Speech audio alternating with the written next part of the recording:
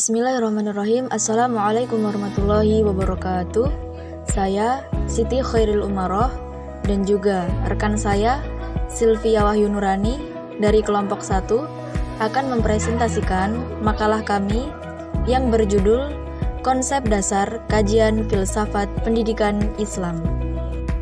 Pengertian filsafat pendidikan Islam menurut John Dewey yang dikutip oleh Jalaluddin dan Abdullah di dalam bukunya Filsafat Pendidikan mengatakan bahwa filsafat pendidikan merupakan suatu pembentukan kemampuan dasar yang fundamental baik yang menyangkut daya pikir atau intelektual maupun daya perasaan atau emosional menuju ke arah tabiat manusia. Maka filsafat bisa juga diartikan sebagai teori umum pendidikan. Ruang lingkup filsafat pendidikan Islam. Secara garis besar, yang menjadi ruang lingkup filsafat pendidikan Islam adalah yang tercakup dalam objek material filsafat, yaitu mencari keterangan secara radikal mengenai Tuhan, manusia, dan alam yang tidak bisa dijangkau oleh pengetahuan biasa.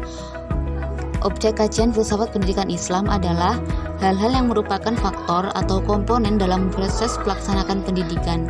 Faktor atau komponen pendidikan ini ada 5, yaitu yang pertama tujuan pendidikan, kedua pendidik dan peserta didik, kemudian alat pendidik atau kurikulum, metode, dan evaluasi pendidikan. Yang terakhir adalah lingkungan pendidikan. Peranan filsafat pendidikan Islam.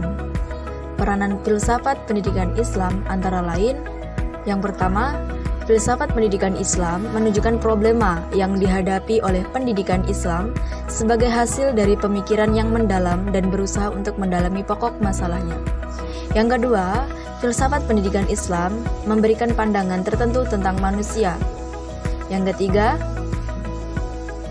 filsafat pendidikan Islam dengan analisanya terhadap hakikat hidup dan kehidupan manusia berkesimpulan bahwa manusia mempunyai potensi pembawaan yang harus ditumbuhkan dan dikembangkan.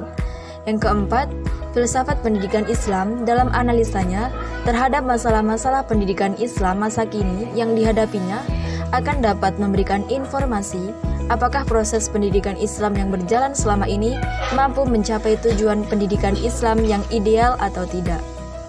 Yang kelima, filsafat pendidikan Islam menuju kedua arah, yaitu arah pengembangan konsep-konsep filosofis dari pendidikan Islam yang secara otomatis akan menghasilkan teori-teori baru dalam ilmu pendidikan Islam, dan kedua, ke arah perbaikan dan pembaharuan praktek serta pelaksanaan pendidikan Islam. Tujuan filsafat pendidikan Islam. Tujuan filsafat pendidikan Islam pada hakikatnya identik dengan tujuan ajaran Islam. Keduanya berasal dari sumber yang sama, yaitu Al-Quran dan Hadis. Dari kedua sumber tersebut, kemudian muncul pemikiran-pemikiran mengenai masalah-masalah keislaman dalam berbagai aspek, termasuk filsafat pendidikan.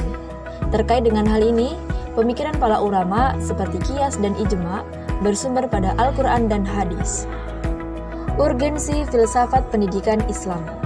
Dalam menentukan filsafat pendidikan, sekalipun dengan maksud sederhana, pasti mempunyai kepentingan yang sangat besar bagi setiap pendidikan yang berusaha ke arah perbaikan, kemajuan, dan bangunan dasar. Pendidikan tidak akan eksis berkembang serta selaras dengan kemajuan apabila tidak berdasarkan pada pemikiran filsafat yang selalu disertai dengan perubahan serta pembaharuan dalam perkembangan ilmu pengetahuan dan teknologi. Baiklah teman-teman semuanya, mungkin cukup sekian presentasi makalah dari kelompok 1.